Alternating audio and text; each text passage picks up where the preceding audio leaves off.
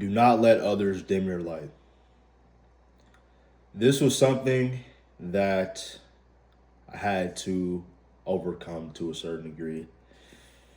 And the reason why I say that is because at the time I was putting so much work in, working on my craft, working on improving myself, working on the skill sets, working on improving every aspect I possibly could at that certain moment.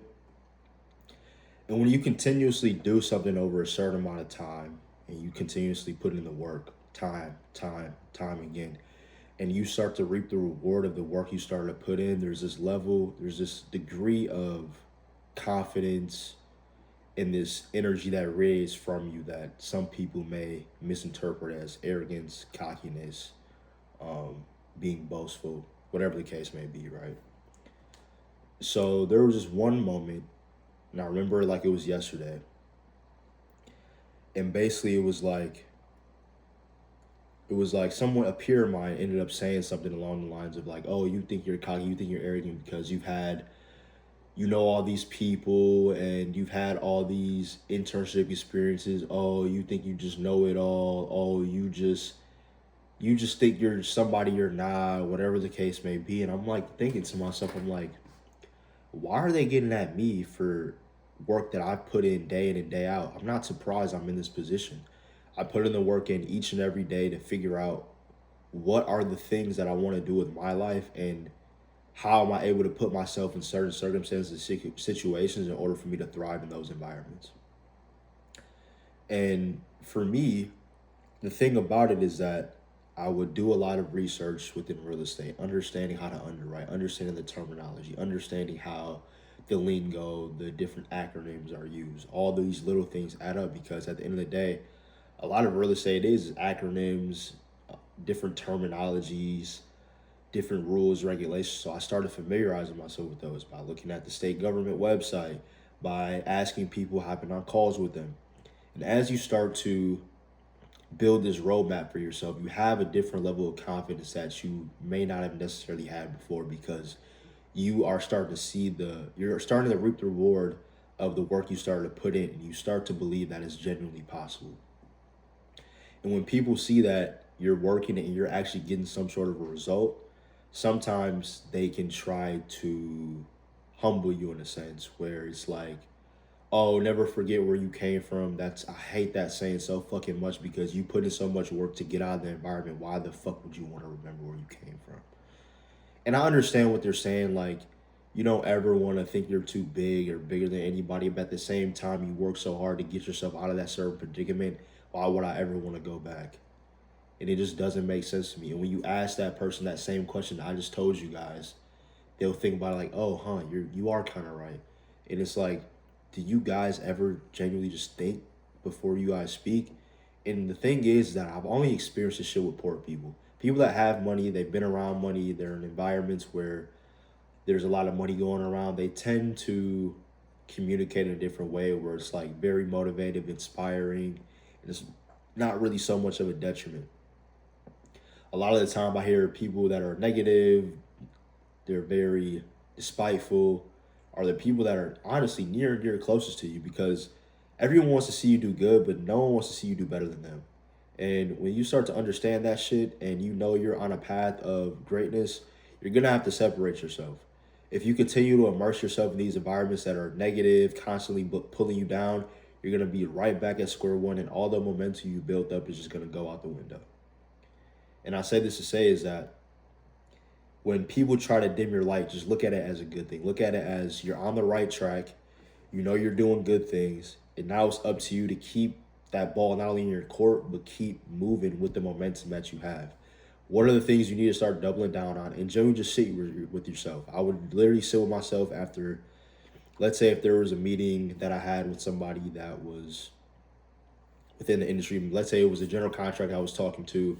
We had a 30-minute to an hour conversation. I would just recap and say, what are some of the questions that I could have asked a little bit differently? What are some of the questions that I could have asked that have made me more memorable? What are some of the questions I should have asked if I was in a developer's shoes? Or what kind of questions should I ask when as a business owner, like what are some of the things that you deal with as a general contractor? How do you kind of go about those actions, or how do you mitigate those risk regulations and stuff like that? Because at the end of the day, people are in money to not only help, or in business to not only help people but also make money. So you have to look at it from a business scope. You have to take your feelings out of it and just figure out what are they doing that I'm not doing, and how can I implement it in my business so that I can grow and be able to become better. Because at the end of the day, life is nothing but a path of progression and striving and continuously getting better.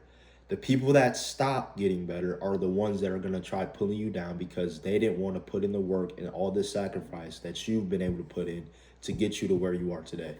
You have to think, if there was a point in time that you vividly remember and you look back, you're like, damn, I've evolved so much as a person. Like, this shit was actually generally hard. How do you expect somebody else to grow and push themselves and be the best version of themselves if you know deep down that shit was hard? So you can't expect people to do these things if you know deep down it took you to become a whole different person in order for you to have the outcome that you have. And a lot of people get these jobs, they have families, they have kids, they buy a house, they get comfortable and complacent.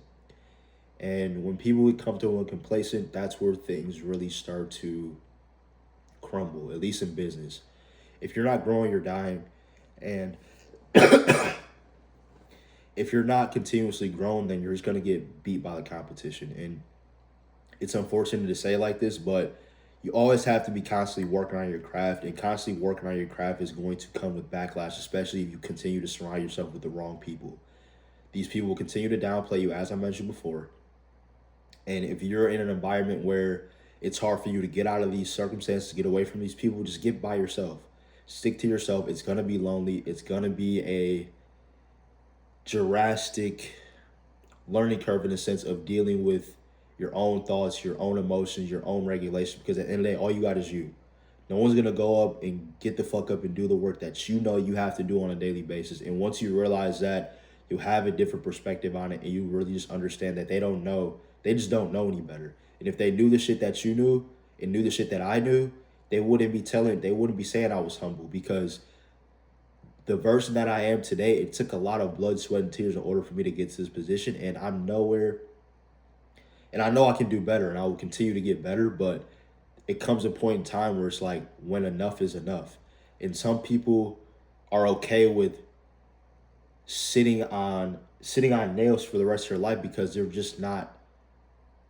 not fed up enough. And when I had my epiphany, I was just fed up with who I was and where I was at that given moment. And ever since then, my life has changed for the better. And if you don't think that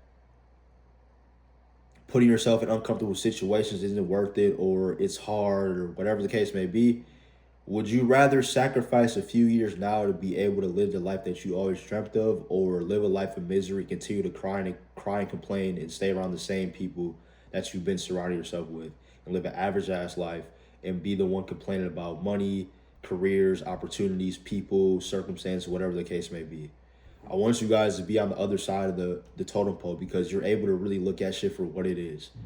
You have different perspectives on things because you know how it was when you were pushing yourself, and you know how hard it was to change you, and you changed you for the better. So for you to expect somebody else to do that, it's going to be hard because they might not necessarily want to put in the work, or they might not necessarily want to do all the sacrificing. So you just have to take what they say with a grain of salt if you will continue to stay around them. If you're going to separate yourself, put yourself in environments where there's like-minded people just like you. Because the moment you stop hanging around people that are like-minded, that's when all your dreams will start to fade away. You'll not have any tunnel vision. Everything will just get blurry. And it's going to be hard for you to get back on track, to be able to build that momentum up. The moment you have momentum, you have to continue to keep going. If you stop, if that momentum stops, it's going to be very hard for you to build that back up. I'm not saying you can't do it. I've done it before, and I'm going to tell you right now, it's way easier to keep that momentum going than just stopping, restarting, because it fucks up your circadian rhythm. The moment you get in the habit of doing something over time, it becomes automatic. Just like you taking a shower, you brushing your teeth in the morning. You don't even think twice about not doing it. You've done it so many times, it's just a repetitive action. So all the good habits that you've built up over time in order for you to get to where you are now, it's automatic for you. Let's say you read, you meditate, you read your goals every day. You doing that shit is automatic. It's nothing to you. But for somebody that may be despising you or calling you humble, they don't understand that. And they think only in their perception and only their worldview. So you can't let those things conflict with your thoughts, interests, and beliefs, because your thoughts, habits, beliefs are the reason why you are where you are today, and their thoughts, habits, and beliefs are where they are today. So you can't, if you don't want to live their life, don't think, walk, talk, or act like them. Think like the person you've always wanted to become and write that person down. And I emphasize this so much. I'm a little runny, but it's fine. But I just say that to say is that there's going to be people on your path that are going to try to derail you because you're doing something outside of the norm. All these people know, these regular people know, is regular norm. 9 to 5, you go home, go to sleep, repeat. You may have kids, you may have a family, whatever the case may be. So their life is pretty much on autopilot and it's comfortable. The moment you step outside of comfort is where the magic happens. That's where you see different opportunities. That's where you're able to put yourself in different environments. And once you get around a different circle of people, that being humble shit doesn't even matter.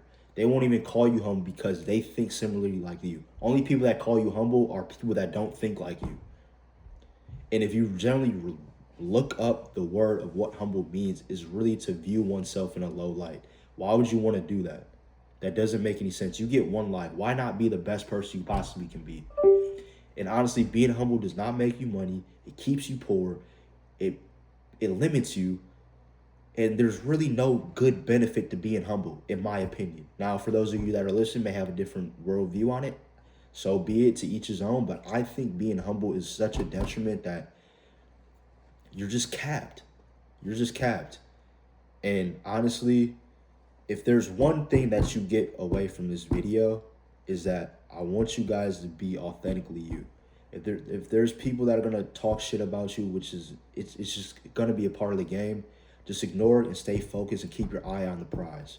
Forget the noise, forget the naysayers, separate yourself, get yourself away from them from as far as possible, and just lock in and do what you know you need to do on a daily basis.